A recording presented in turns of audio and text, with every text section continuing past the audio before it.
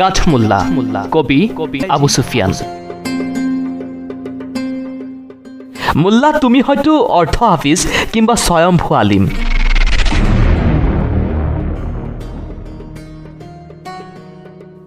তোমাৰ হৃদয়ত স্থাপন কৰিছা ধৰ্মীয় পণ্ডিতৰ এক অহংকাৰী প্ৰলেপ।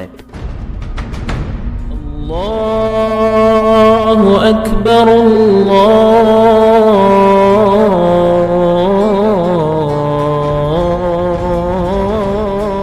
আকবাৰ।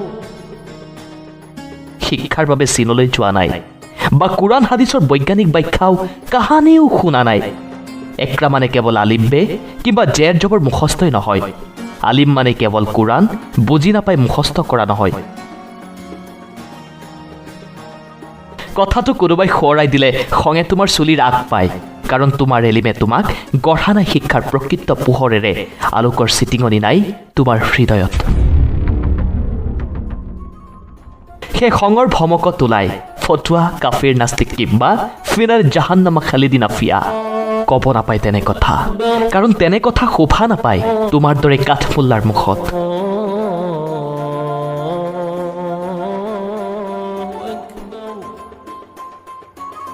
নামাজ ৰোজা হজ জাকাত আৰু কলিমাৰ ইমান, এয়াই শেষ কথানে? শুনিছোঁ কৰোণাৰ গজবৰ সময়ত কাঠমুল্লাৰ মুখত আখৈ ফুটা দি ফুটিছে 5 বাৰ ৰজু কৰিলে কৰোণাই কৰিব কৰোণা। কেইটামান দুৱা পঢ়িলেই পলাই পত্ৰং দিব আল্লাই দিয়া গজব। ৰোজা ৰাখিলেই হাওফাওত মুক্ত হ'ব COVID-19ৰ সমস্ত বংশধৰ। তুমি হয়তো পাহৰিছা নতুবা নাজানা নবীৰ সতৰ্কবাণী। সংক্ৰামক ৰোগীৰ পৰা থাকিবা আঁতৰি।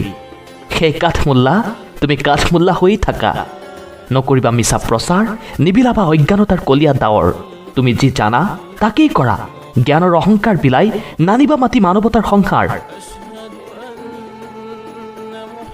মছজিদত নগলেও নামাজ পঢ়িব পাৰি, কথাটো জানি ল'বা ভাই। ইছলাম সৰ্বশ্ৰেষ্ঠ ধৰ্ম বুলি নকৰিবা অহংকাৰ, যদিহে বিজ্ঞান আৰু ধৰ্মৰ চৰ্চা তোমাৰ মগজুত নোসোমায়। ইছলাম কেৱল নহয় এক প্ৰাৰ্থনাৰ নাম, ই এক জীৱন পদ্ধতি। বুজিবা সঁচাকৈয়ে আছে যদি প্ৰকৃত এলিম।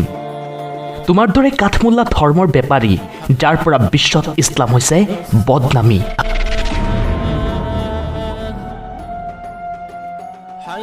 তোমাৰ বেমাৰ হ'লে পেজি ল'বানে নে জৰা ফুকাতে সামৰিবা?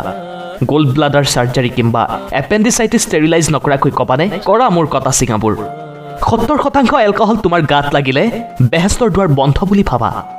বেমাৰ হ'লে কথাবোৰ হয় ইহকাল, পাহৰি যোৱা সদায় ধিয়াই থকা পৰকাল।